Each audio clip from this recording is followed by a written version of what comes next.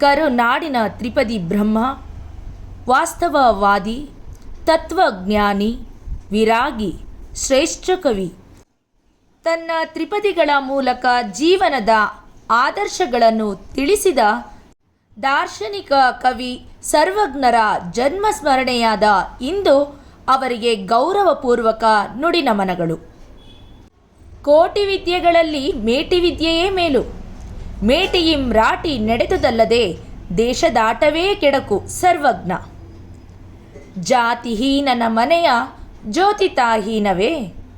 ಜಾತಿ ವಿಜಾತಿ ಎನಬೇಡ, ದೇವನೊಲಿದಾತನೇ ಜಾತ ಸರ್ವಜ್ಞ. ಸರ್ವಜ್ಞನೆಂಬುವನು ಗರ್ವದಿಂದಾದವನೇ, ಸರ್ವರೊಳಗೊಂದೊಂದು ನುಡಿಗಲಿತು ವಿದ್ಯೆಯ ಪರ್ವತವೇ ಆದ ಸರ್ವಜ್ಞ.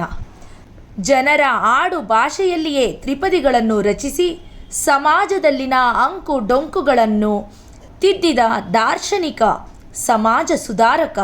ತ್ರಿಪದಿಗಳ ಮೂಲಕ ಕನ್ನಡ ಸಾಹಿತ್ಯ ಸಿರಿಗೆ ಅಮೂಲ್ಯವಾದ ಕೊಡುಗೆಯನ್ನು ನೀಡಿದ ಶ್ರೇಷ್ಠ ವಚನಕಾರರಾದ ಸರ್ವಜ್ಞರವರಿಗೆ ಕರುನಾಡಿನ ನಮನ.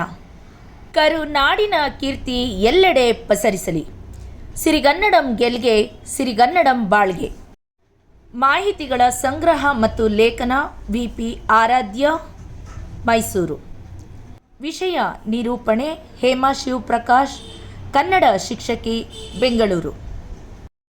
ಧನ್ಯವಾದಗಳು.